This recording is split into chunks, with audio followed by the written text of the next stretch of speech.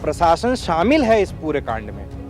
मोनू मानेसर की ये पहली घटना नहीं है, उसके वीडियोज आप देखिए, ऐसे तमाम घटना वो कर चुका है जिस पर एक आज तक एफआईआर दर्ज नहीं हुई है। आप डरते हो कि आप अगर चले जाओगे तो राजस्थान में चुनाव हार जाओगे, पोलराइजेशन हो जाएगा। वो ढोंगी बागेश्वर वाले कौवे के सामने बैठे हुए थे पैरों के अंदर, दिन भर काएं काएं करता रहता है, वो हिंदू राष्ट्र पर यज्ञ कर रहा है। और मैं खू है ऐसी राजनीति पर, जो देश को बर्बाद करके भाईचारे को तोड़कर सांप्रदायिकता फैलाकर अगर वापस मुख्यमंत्री बनना पड़े तो लानत है ऐसी मुख्यमंत्री की कुर्सी पर। आपके ऊपर हमला हो जाए एक पत्रकार के रूप में, आप लाइसेंस लेके दिखा दीजिए बंदूक का। या अपराधियों को 4-4 बंदूक, 5-5 बंदूक, कौन सी ऑटोमेटिक अवैध बंदूक कहाँ से खरीदते हैं ये लोग, इसकी कोई जांच ही नहीं कर रहा है, इस पर कोई चर्चा ही नहीं कर रहा है। अमन चोपड़ा जैसे लोग ट्वीट कर रहे हैं, बता रहे हैं कि नासिर और जुनैद पर पहले एक मुकदमा दर्ज था। अरे ये कोई बात है क्या? मोनू मानेसर जैसे लोग क्या करते हैं इस पर तो आप कोई चर्चा नहीं कर रहे। एफआईआर तो दर्ज कर लो, एनएसए का एफआईआर तो लगा दो। ट्वीट करने पर यूएपीए लगा देते हो असम की पुलिस। अब देखिए ये बागेश्वर धाम वाला हिंदू राष्ट्र बना रहा है ना, उसका छोटा भाई क्या किया, जाकर दलित को मारा।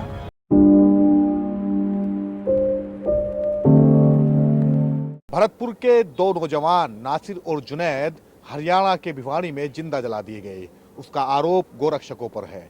एक गोरक्षक जो हत्यारोपी है उसकी गिरफ्तारी हुई है। टोटल 5 आरोपी हैं। अभी 4 लोग गिरफ्तार नहीं हुए हैं। 2 राज्य की पुलिस लगी हुई है। इसके अलावा लोगों में जो नाराजगी है वो तो है ही अपनी जगह। इसके अलावा जो नाराजगी है वो एक ये भी है कि विपक्षी दलों के नेता वहां नहीं पहुंचे हैं, सांत्वना देने के लिए भी पीड़ित परिवार के पास नहीं पहुंचे हैं। मेरे साथ में रालोद नेता प्रशांत कन्योजिया मौजूद हैं। इनसे जानते हैं कि जो घटनाएं हुई हैं और लगातार जो देखिए, मैं तो पहली बात तो आपको करेक्ट करना चाहूंगा। आपने जो इन्हें गौरक्षक कहा, ये आतंकवादी हैं। इस तरीके से बंदूकें लहरा रहे हैं, इस तरीके से उनके जो वीडियोज आ रहे हैं, ये एक आतंकवाद ही कर सकता है। एक आतंकवाद की घटना है। इसे गौ रक्षा का नाम देकर इस मामले को एक तरीके से डाइल्यूट करने का कोशिश किया जा रहा है। पर हमें ये समझना पड़ेगा कि इन जैसे लोग इन्हें एक घटना का रूप दे रहे हैं, जबकि एक घटना नहीं, एक संगठित अपराध है। 2 व्यक्ति नासिर और जुनैद राजस्थान से अगवा किए जाते हैं, उनकी लाश एक जली हुई गाड़ी में मिलती है। ये इतना विभत्स घटना है और आप मीडिया में देखेंगे इस पर चर्चा ही नहीं है। और मोनू मानेसर नाम के एक व्यक्ति का इसमें नाम आ रहा है जिस पर यह आरोप है। उसकी तस्वीरें आप देखिए, अमित शाह के साथ है, अनुराग ठाकुर के साथ है, तमाम पुलिस महकमे के लोगों के साथ है, अधिकारियों के साथ है। तो मुझे तो कोई उम्मीद नहीं है कि ये मोनू मानेसर जैसे आतंकवादी पकड़े भी जाएंगे या इन पर कोई कार्रवाई होगी। पर मुझे लगता है कि अब जुनैद और नासिर के साथ पूरे देश को खड़ा होना पड़ेगा। ये कोई आम घटना नहीं है, ये बहुत ही विभत्स घटना है। ये समाज के ऊपर एक कलंक है और पूरे देश में जो मोदी जी कहते हैं ना, डंका बज रहा है। ये पूरे दुनिया देख रही है कि भारत एक ऐसा मुल्क बन चुका है जहां मुसलमानों के ऊपर लगातार हमले हो रहे हैं, उन्हें जिंदा जला दिया जा रहा है, वीडियो जारी कर रहे हैं। लोग कह रहे हैं कि अब हिंदू राष्ट्र बनाने के लिए मुसलमानों को नरसंहार करना पड़ेगा। आप सोचिए, अगर यही उर्दू नाम वाला कोई आदमी इस तरह की वीडियो बना देता तो यूएपीए के तहत जेल में होता। आपने कहा कि नासिर और जुनैद के साथ तो पूरे देश को खड़ा होना होगा। खड़ा तो उनके साथ तो कोई खड़ा नहीं हो पाया, लेकिन जो हत्यारोपी है उनके समर्थन में रैलियां निकल रही हैं, जुलूस निकल रहे हैं। देखिए, दुख की बात है कि हत्या आरोपियों के लिए जुलूस निकल रहा है। आसिफा का बलात्कार हुआ था कश्मीर में, उसके लिए तिरंगा यात्रा निकली। उन्नाव के सिंगर बलात्कारी के समर्थन में यात्रा निकली। उसके बाद राम रहीम के समर्थन में लोगों ने यात्रा निकाला, आसाराम बापू के समर्थन में लोगों ने यात्रा निकाला।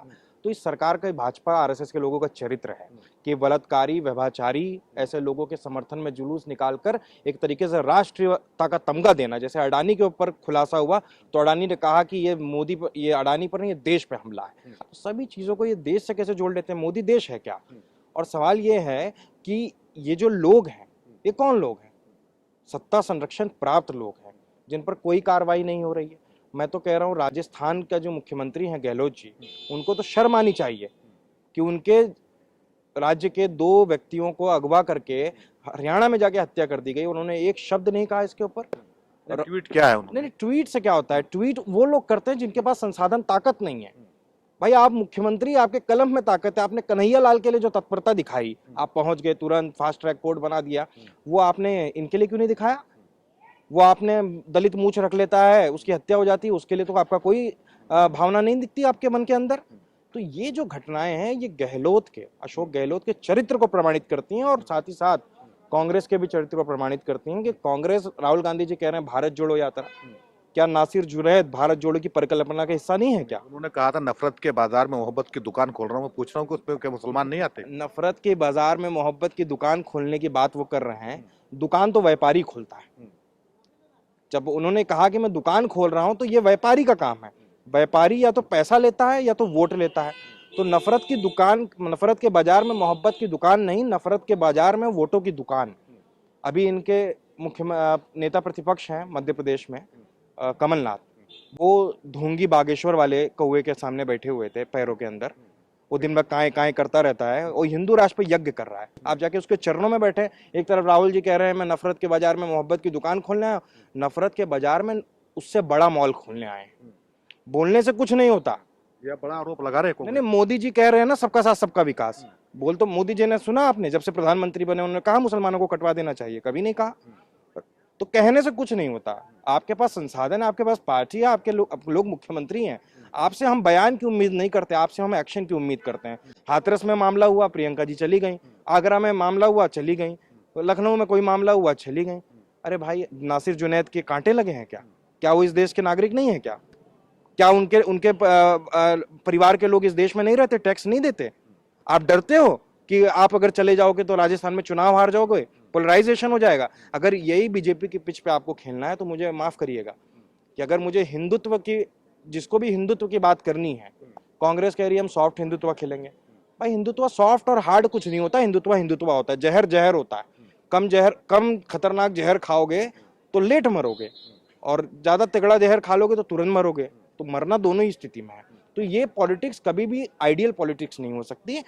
हमेशा आपको नफरत के खिलाफ इस देश का जो वजूद है, सेकुलर मुल्क, उस पर ही आपको चलना पड़ेगा। एक चुनाव हारेंगे ना, 10 चुनाव हारेंगे, पर इस देश की आत्मा को मरने कैसे दे सकते हो? एक सरकार बनाने के लिए 5 साल की सरकार मिल जाएगी और आप पूरे देश को देखिए। करप्शन जो है वो आपका 5 साल बर्बाद करता है, लेकिन सांप्रदायिक की जो राजनीति है वो आपके 100 साल बर्बाद करती है। तो ये समझना पड़ेगा। आप कह रहे हैं कि प्रियंका गांधी वहां चली गई थी, राहुल गांधी भी चले गए थे, लेकिन विपक्षी दलों का तो कोई नेता वहां, उसके घर कोई भी नहीं पहुंचा। जो दलित और मुस्लिम एकता राजनीति की बात करते हैं वो भी नहीं पहुंचे। देखिए, मुझे लगता है कि जो लोग बात कर रहे हैं, चंद्रशेखर जी ने इस पर बयान दिया है, तो मुझे लगता है जो लोग नए युग के लोग हैं, जो समझते हैं कि दलित मुस्लिम भाईचारा इस देश को बचाने के लिए बहुत जरूरी है, वो इस बात को समझते हैं। और इस मामले को आपराधिक घटना ना बोलकर हम सब इसे एक आतंकवादी घटना मानते हैं। आपराधिक घटना बोलना बहुत ही छोटी बात होगी और इस मामले को डाइल्यूट कर देना जैसा होगा। पाकिस्तान में कुछ हो जाए तो हो हल्ला है। भाई, आपके इंडिया में नहीं हो रहा है क्या? गौ रक्षा के नाम पे ये कौन सी गौ रक्षा है? ये बंदूकें इतनी सारी किसने लाइसेंस दिया आपको? आपके ऊपर हमला हो जाए, एक पत्रकार के रूप में आप लाइसेंस लेके दिखा दीजिए बंदूक का। ये अपराधियों को 4-4 बंदूक, 5-5 बंदूक, कौन सी ऑटोमेटिक अवैध बंदूक कहां से खरीदते हैं ये लोग? इसकी कोई जांच ही नहीं कर रहा है, इस पर कोई चर्चा ही नहीं कर रहा है। और मोनू मानेसर होटल में रह रहा था, बोल रहा है कि मैं उस दिन होटल में था। अरे भाई, तेरा घर नहीं है क्या? तू होटल में क्या कर रहा है? जिनका घर होता है और वो होटलों में रात भर रहते हैं, वो अपराधी किस्म के लोग ही होते हैं। जिनका परिवार होता है वो होटलों में रातें नहीं गुजारते हैं। परिवार तो उसके भी है। और ट्विटर पे जो हमने देखा एक नया ट्रेंड कि मोनू मानेसर के जो आरोपी है, जो मोनू मानेसर, उसके समर्थन में एक विशेष वर्ग के जो एंकर हैं और जो पत्रकार कहते हैं खुद को, वो लोग ट्रेंड चला रहे हैं। देखिए, विशेष वर्ग क्या, वो बहुत ही क्लियर है कौन लोग हैं वो दरअसल ऐसे लोग पत्रकारिता का प भी नहीं जानते। पत्रकारिता का हमेशा से मतलब रहा है कि पीड़ित के पक्ष में खड़े रहना। पत्रकारिता का कतई मतलब नहीं रहा है कि आप सत्ता के समर्थन में खड़े हो जाएं या ताकतवर के समर्थन में खड़े हो जाएं। आपको मैं एक घटना बताता हूँ, पत्रकार होने की ये बात करते हैं। रामनाथ गोयनका, इंडियन एक्सप्रेस के जो फाउंडर थे, वो एक बार मध्य प्रदेश गए तो मध्य प्रदेश के उस समय के तत्कालीन मुख्यमंत्री ने उनके रिपोर्टर की तारीफ की कि आपका रिपोर्टर बढ़िया आदमी है। आपको पता है रामनाथ गोयनका जी ने उनको अगले हफ्ते निकाल दिया नौकरी से। कि अगर आपकी तारीफ हो रही है यानी आप ईमानदार नहीं हैं। अगर कोई नेता किसी पत्रकार की तारीफ करता है, सत्ता की बात कर रहा हूँ, विपक्ष की नहीं बात कर रहा हूँ, जो सत्ता में अगर वो पत्रकार की तारीफ कर रहा है तो यानी आप समझिए दाल में कुछ काला है। यानी वो सत्ता के चरण में जाके बैठ चुका है और उसकी मलाई खा रहा है। तो ऐसे लोग कभी भी कैसे बात करेंगे? आप देखिए, अमन चोपड़ा जैसे लोग ट्वीट कर रहे हैं, बता रहे हैं कि नासिर और जुनैद पर पहले एक मुकदमा दर्ज था। अरे ये कोई बात है क्या?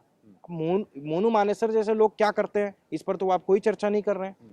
गुजरात के अंदर क्या हो रहा है, झारखंड के अंदर क्या हो रहा है, छत्तीसगढ़ के अंदर क्या हो रहा है, एक तरीके का माहौल इस देश में खड़ा किया गया है।